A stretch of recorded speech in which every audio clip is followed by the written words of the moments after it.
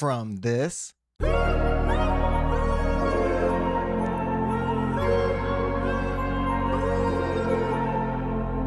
to this.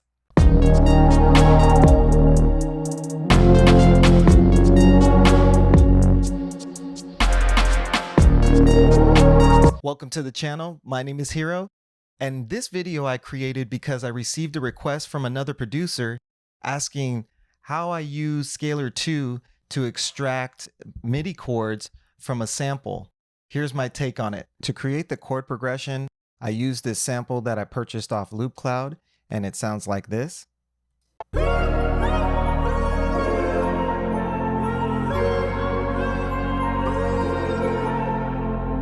There's a couple different ways that you can get the chords out of the sample. One way is to load up a MIDI track, use the MIDI version of Scalar, and you can see that right here. And then once that's loaded, open Scalar, grab your file from where it's saved on your desktop and drag it into Ableton. It's going to take a second for Ableton to recognize and to go back into focus. Drag and drop it right on the Scalar, and it's going to ask you if you want to replace your current detection, and you're going to say yes. Keep in mind that that's going to delete any previous detection that you had in that version of Scalar. And the notes, I find that sometimes, depending on the complexity of the sample that you drag and drop into Scalar, it can get varied results. Also, if you're going to use the audio detection mode, which I'm going to cover in just a moment, it will also get different results depending on how complex or how simple the chord progression is, or how clear the sample is, because sometimes the sample might have multiple layers or multiple instruments going on at the same time, versus if it's a little simpler and there's only like a piano that's very distinctive and very easy for the plugin to pick up the chords. So just keep that in mind when you're using these techniques. And this one sounds like, I'm not loving these two chords that it picked up, but let me show you the method that I really like to use, and that's the audio detection mode. Load the sample onto an audio track, and then load the Scalar 2, the audio version of Scalar 2 onto that same audio track. And then once you have this loaded, keep in mind that you won't be able to bind this and control it with your MIDI controller, but it's going to detect your audio file, and you will get varied results, again, depending on the complexity of the sample, also depending on where you have this threshold. And I'm going to play this sample in just a second to show you how to play with the threshold to kind of detect the different chords. And just make sure that you're selecting audio, and let's see if this will detect where we're at right now. Hit the record button.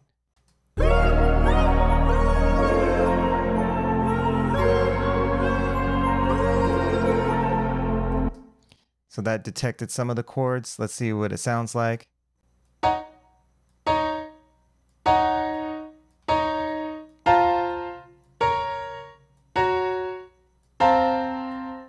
All right, let's move this threshold a little bit. I'm going to move it up one. I'm going to clear this, and let's try it one more time.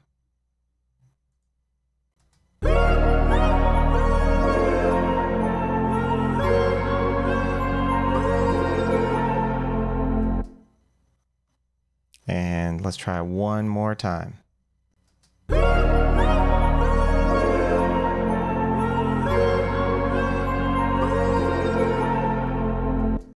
So as you can see, every time it was a little bit different getting the notes and the chords, I mean.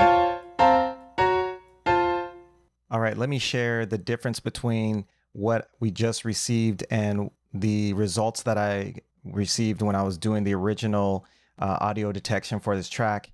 As you can see, they are a little bit different, but that's okay, because This is giving us a jump off point, and before we started, we didn't even have a chord progression. From the original audio detection I received when I was writing this track, I took them and I brought them all down into this area C. And this was just so that I can start to get some chord suggestions, because I wanted to change this chord. I just click suggest, and then I clicked on this little yellow tab on the corner, and I found a G major. I like the G major a little bit better, so I just dragged and dropped it right onto there, closed the suggestion, and I had these chords.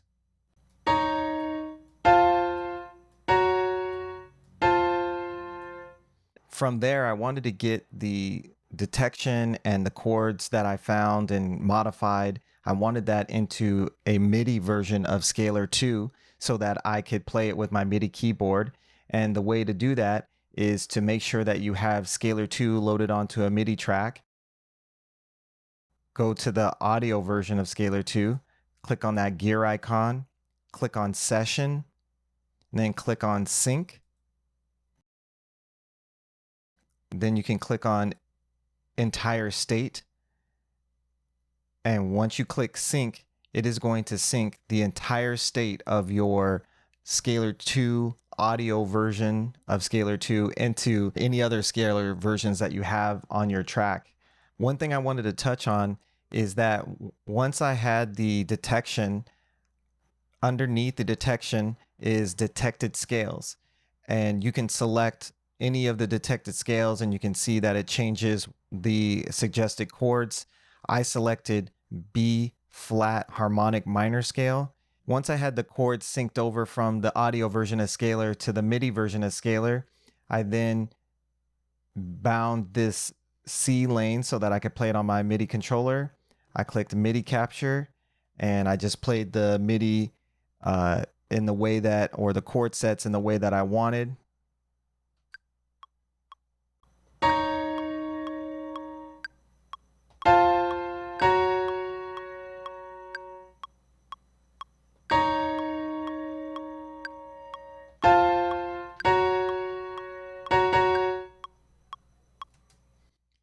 And once you stop that, so you just drag it into your MIDI lane, and then from there you clean it up if it needs any cleaning. So you double click on the file and just look at the notes. Are they, messed up? Are they a little off? And I just cleaned up the notes to my liking. Once I had the chords in a progression that I liked, I then moved that chord progression around the track onto different instruments. And one of those instruments being the OP-XAV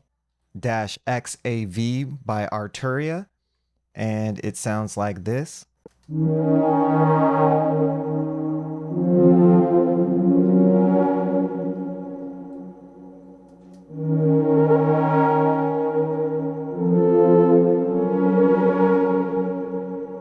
I added the chords again to another version of OP-XAV by Arturia. This time it was an arpeggio.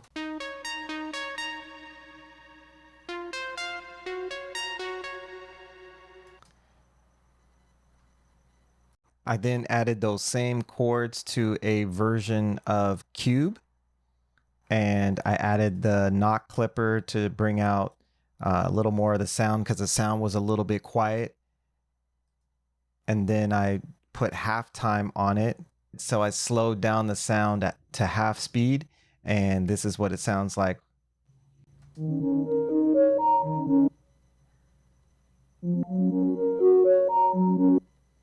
I added the chord progression to another instance of OP-XAV by Arturia, and I also put Shaperbox 3 on there for some drive to give it a little bit more grittiness on the pluck bass that I chose.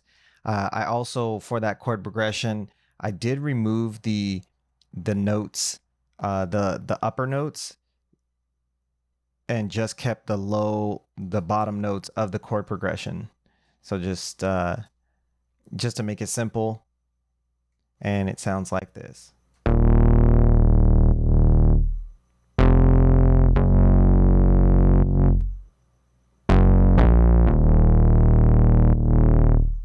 I then added these random brass stabs by Ujam Symphonic Elements, and I also layered in a sub by Sublab. On the brass, I took out some of the highs and also some of the lows, and together they sound like this. What do you use to try to detect chords from a sample? Do you use Scalar 2, or do you use some other type of plugin or tool that will help you to find the chords? Let me know in the comments below. For the drums, starting with the shakers, I used a sample of shakers and I threw Ujam's ufx-reverb on there. For the kick, I used a sample for the kick, and I wanted to bring out some of the notes and frequencies, and I threw Knocktonal on there to help me to do that. For the snare, for the first snare, I used my own sample, Hero's Snare Home Run, and I also have Knock Clipper on there to help accent it a little bit, along with Crystalline by Baby Audio. On the snare was a sample thrown into Simpler.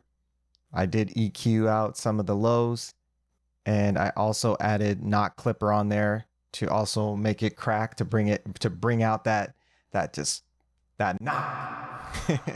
And then on the hi-hats, I used my comping hi-hats, and that has just all Ableton stock features on plugins on there as well, which is the Simpler, the EQ8, auto pan, some shifting, and together all of this sounds like this.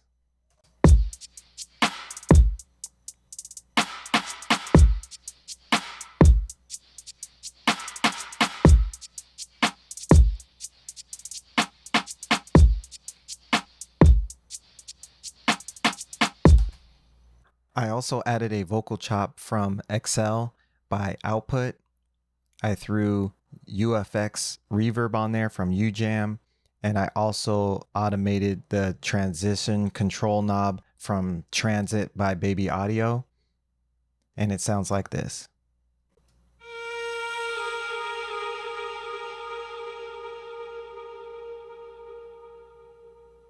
If you found something helpful in this video, like, subscribe, and hit the notification bell for more music production tips.